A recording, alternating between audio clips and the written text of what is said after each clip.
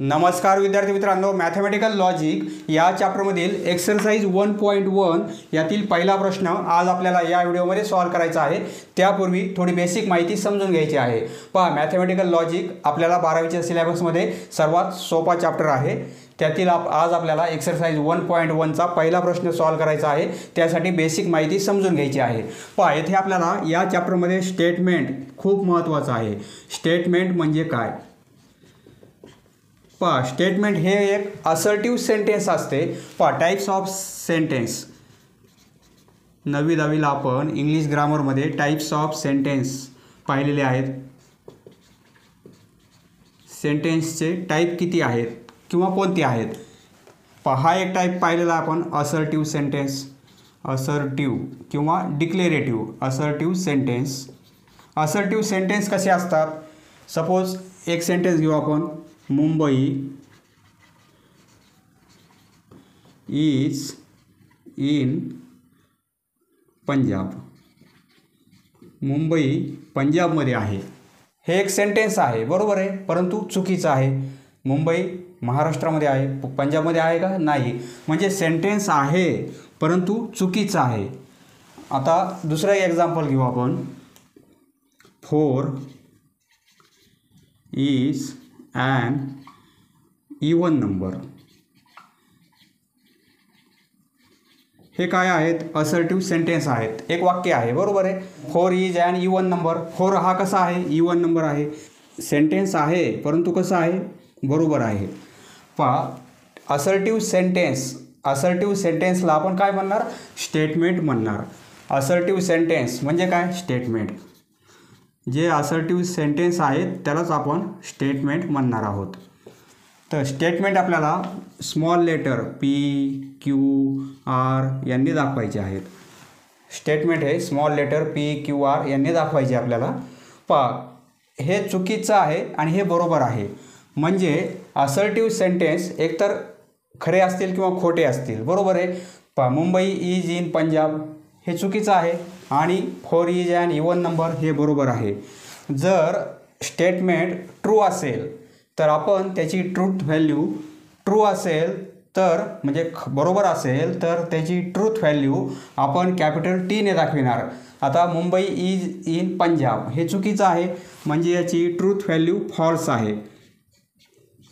हे चुकीचं आहे म्हणून ट्रूथ व्हॅल्यू फॉल्स, आणि हे सेंटेन्स बरोबर आहे म्हणजे हे स्टेटमेंट बरोबर आहे। याची ट्रूथ व्हॅल्यू आपण काय दाखविणार? बरोबर आहे म्हणून ट्रू म्हणजे कॅपिटल T दाखवणार। पहा, एक लक्षात ठेवा, स्टेटमेंट हे एकाच वेळी एकतर ट्रू असेल किंवा फॉल्स असेल, दोन्ही एकाच वेळेस नसणार आहे। म्हणजे मुंबई इज इन पंजाब हे स्टेटमेंट आपल्याला दिलेलं आहे म्हणजे हे फॉल्स आहे। 4 इज ॲन इवन नंबर हे ट्रू आहे।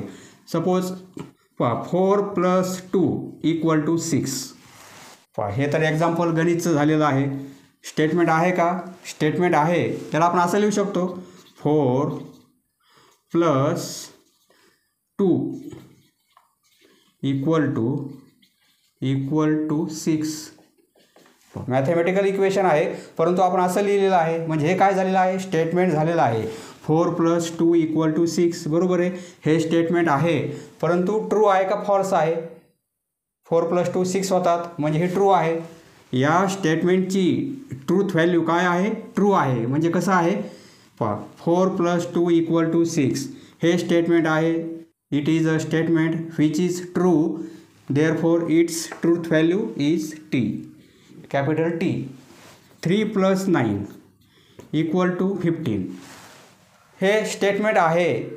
म्हणजे 3 + 9 = 15 स्टेटमेंट आहे परंतु कसं आहे? चुकीचं आहे। म्हणजे याची ट्रूथ व्हॅल्यू काय येणार आहे? फॉल्स, बरोबर आहे। ट्रूथ व्हॅल्यू याची फॉल्स येणार आहे। ब्रॅकेटमध्ये नाही लिहायचं, असं लिहायचं, ट्रूथ व्हॅल्यू फॉल्स आहे। आता x + 2 = 5, x + 2 = 5। पहा, फक्त xची व्हॅल्यू जर आपण 3 घेतली तरच हे बरोबर आहे, बरोबर आहे। जर आपण xची व्हॅल्यू 3 घेतली तरच हे स्टेटमेंट ट्रू आहे। xची व्हॅल्यू जर 1 घेतली तर हे फॉल्स असेल, या व्हॅल्यूला हे ट्रू असेल, बरोबर आहे। या व्हॅल्यूला हे x इक्वल टू 1ला फॉल्स आहे, x इक्वल टू 2ला फॉल्स आहे. म्हणजे याला दोन प्रकारचे व्हॅल्यू मिळत आहेत, ट्रू मिळत आहे, फॉल्स मिळत आहे. म्हणजे हे स्टेटमेंट नाही, हे स्टेटमेंट नाही. कारण एक्सची व्हॅल्यू जर 3 घेतली तरच हे स्टेटमेंट ट्रू होईल, बाकीच्या व्हॅल्यूला फॉल्स आहे. म्हणजे दोन टाईपच्या व्हॅल्यू मिळतील आपल्याला, बरोबर आहे. असं नाही, म्हणजे स्टेटमेंट आपल्याला एकच व्हॅल्यू मिळाली पाहिजे, एकतर ट्रू किंवा फॉल्स. म्हणजे हे स्टेटमेंट नाही. पहा हे सेंटेन्स कसं आहे, ओपन सेंटेन्स. याला काय म्हणायचं, ओपन सेंटेन्स. म्हणजे एकच व्हॅल्यू नाही, याला वेगवेगळ्या व्हॅल्यू येत आहेत. ट्रू येत आहे, फॉल्स येत आहे, एकाच व्हॅल्यूला फक्त ट्रू आहे, बाकीच्या व्हॅल्यूला फॉल्स आहे. म्हणजे हे ओपन सेंटेन्स आहे. पहा लक्षात ठेवा, ओपन सेंटेन्स. आता x + 4 = 9 घेतले आपण, तर फक्त 5ला ट्रू आहे, बाकीच्या व्हॅल्यूला फॉल्स आहे. म्हणजे हे पण कसं आहे, ओपन सेंटेन्स. Open sentence. पहा असर्टिव्ह सेंटेन्स हे स्टेटमेंट असतात, एकतर खरे असतील किंवा खोटे असतील. जर खरे असतील तर आपण ट्रूथ व्हॅल्यू कॅपिटल T घेणार, खोटे असतील तर कॅपिटल F घेणार. म्हणजे ट्रूथ व्हॅल्यू एका वेळी एकच असणार आहे, हे तुमच्या लक्षात आलेलं आहे. पहा हे झालं असर्टिव्ह सेंटेन्स. फक्त असर्टिव्ह सेंटेन्स जे असतील तेच स्टेटमेंट असतात, हे लक्षात राहू द्या. पहा बाकीचे सेंटेन्सचे टाईप पाहू आपण आता. पहा सेंटेन्सचा हा टाईप पाहिला आपण, आता दुसरा टाईप पाहू. दुसरा टाईप आहे इंट्रोगेटिव्ह. Interrogative sentence. हे सेंटेन्स कसे असतात, म्हणजे प्रश्नार्थक. म्हणजे यामध्ये क्वेश्चन मार्क असतो. पहा प्रश्नार्थक वाक्य हे कसे आहेत, प्रश्नार्थक. यामध्ये क्वेश्चन मार्क आलेला असतो. पहा क्वेश्चन मार्कने एंड होतो. पहा या सेंटेन्सचा एंड क्वेश्चन मार्कने होतो. सपोज एक एक्झाम्पल पाहू आपण. Do you like play cricket. Play cricket प्रश्नार्थक वाक्य आहे, बरोबर आहे. इंट्रोगेटिव्ह सेंटेन्स आहे. Do you like play cricket याचा एंड झालेला आहे क्वेश्चन मार्कने. म्हणजे इथे प्रश्न विचारलेला आहे, तो समोरचा व्यक्ती काय करेल, हो किंवा नाही उत्तर देईल. म्हणजे ट्रूथ व्हॅल्यू आपल्याला ट्रू किंवा फॉल्स अशी लिहिता येणार नाही. म्हणजे इंट्रोगेटिव्ह सेंटेन्स हे स्टेटमेंट नसतात. फक्त असर्टिव्ह सेंटेन्स म्हणजे विधानार्थी वाक्य जे आहेत तेच स्टेटमेंट आपल्याला घ्यायचे आहेत. आता हे स्टेटमेंट नाही. क्वेश्चन मार्क असेल तर स्टेटमेंट नाही. दुसरा एक्झाम्पल पाहू आपण. Can you speak. Can you speak in Telugu. Question mark आहे म्हणजे स्टेटमेंट नाही. What is your name. What is your name. Question mark आहे म्हणजे स्टेटमेंट नाही.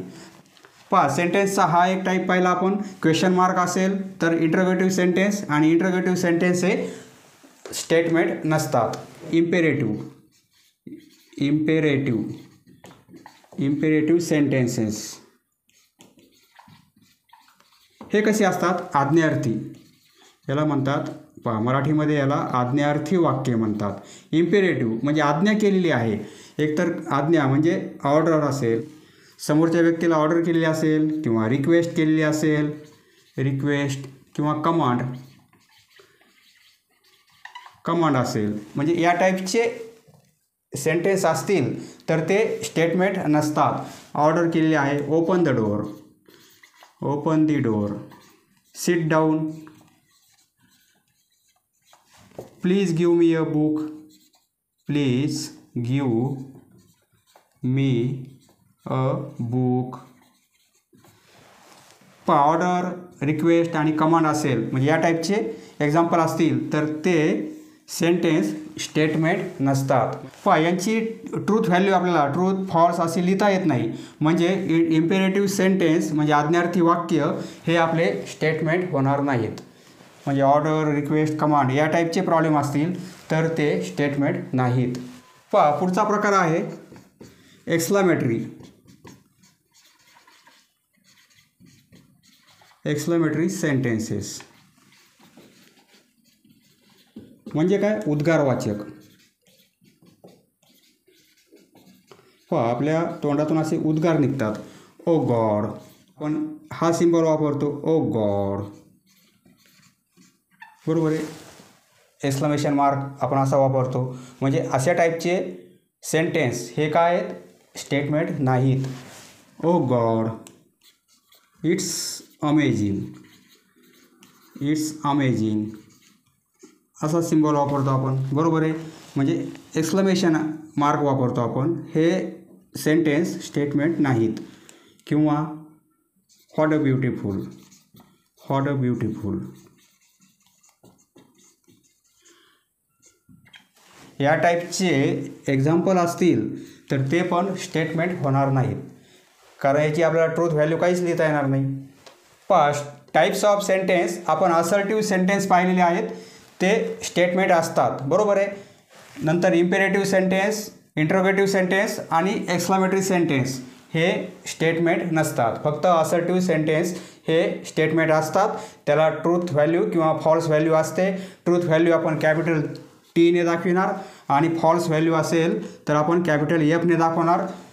त्या स्टेटमेंटला एका वेळी एकच व्हॅल्यू असणार आहे, ट्रूथ किंवा फॉल्स. ही झाली बेसिक माहिती, तुमच्या लक्षात आलेली आहे. आता आपण एक्सरसाइज 1.1चा फर्स्ट क्वेश्चन सॉल्व करू. खूप सोपा एक्सरसाइज आहे, तुमच्या लक्षात येईल सॉल्व करताना. एक्सरसाइज 1.1 यातील first question, state which of the following are statements, justify in case of statement, state its truth value.